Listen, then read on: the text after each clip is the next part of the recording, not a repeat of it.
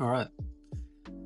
So today I want to talk about a topic that was introduced by a guy called TJ Power.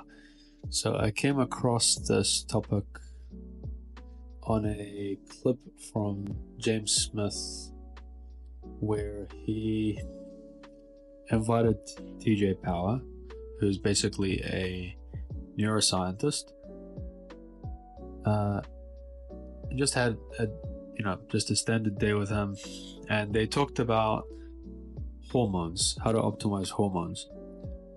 So they were talking about four hormones. The acronym to remember, it's D.O.S.E, so D.O.S.E. So it stands for dopamine, oxytocin, serotonin, and endorphins. So basically, the way you can think about it, dopamine is the motivation and satisfaction hormone. And there's various ways you can increase each of these hormones, but specifically for dopamine, he talks about things like effortful activities. So engaging in challenging tasks like exercise, learning, or completing a meaningful project. Delayed gratification. So focus on activities that provide satisfaction over time, such as reading or hobbies, rather than instant rewards like social media scrolling. Good sleep. So restorative sleep regenerates dopamine stores for the next day. And avoiding overstimulation, so limiting overstimulating activities like excessive TikTok or junk food, which depletes dopamine reserves. And then you've got the next one, oxytocin. So this one is more about connection and relationships. So you can increase these through meaningful connections, spending time with loved ones or engaging in deep conversations. Physical touch, such as hugging or holding hands. Acts of kindness, so helping others fosters feelings of connection and increase oxytocin. And expressing gratitude, so acknowledging and appreciating others' strengths, boosts oxytocin levels.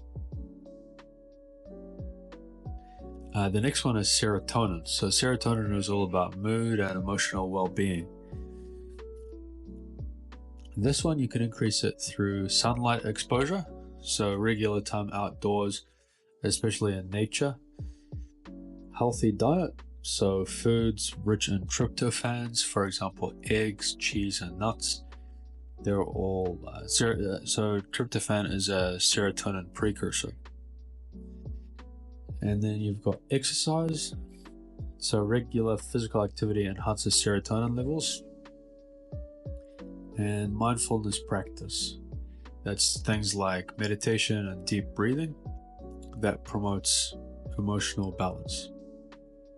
The last one is endorphins, and so that's all about pain relief and pleasure. And endorphins you can increase through exercise as well, so aerobic activities like running or dancing releases endorphins. This explains the term runner's high. Laughter, so watching comedy or engaging in fun activities that can trigger endorphin production. Spicy foods, so if you consume capsaicin-rich foods, that actually stimulates endorphin release.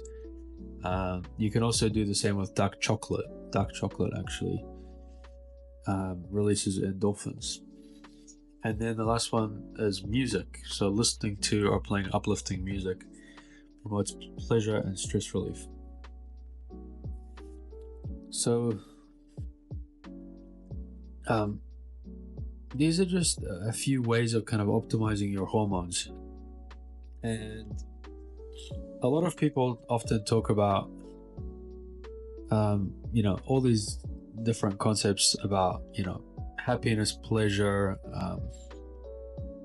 eudaimonia, fulfillment, satisfaction, and people, it can often get quite confusing because at the end of the day, we're actually,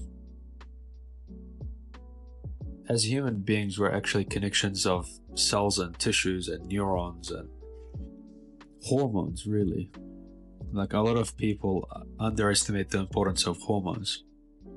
And just looking at that in an objective manner, what can we do to optimize our hormones? I think that's probably a higher level way of thinking when it comes to trying to achieve happiness. So yeah, I thought that was an interesting thing to share with you. If you feel like you've actually learned anything, or if you find this beneficial, make sure to hit the subscribe button, like, and share your thoughts about this video. You're going to be seeing a lot more content around pieces of useful, applicable wisdom that you might hear on various podcasts, but this one will basically condense all that information for you into just like short snippets of like sort of the best of various sources of information, and I'll try to keep it evidence-based as much as I can. But yeah, I hope you found this video helpful. Cheers.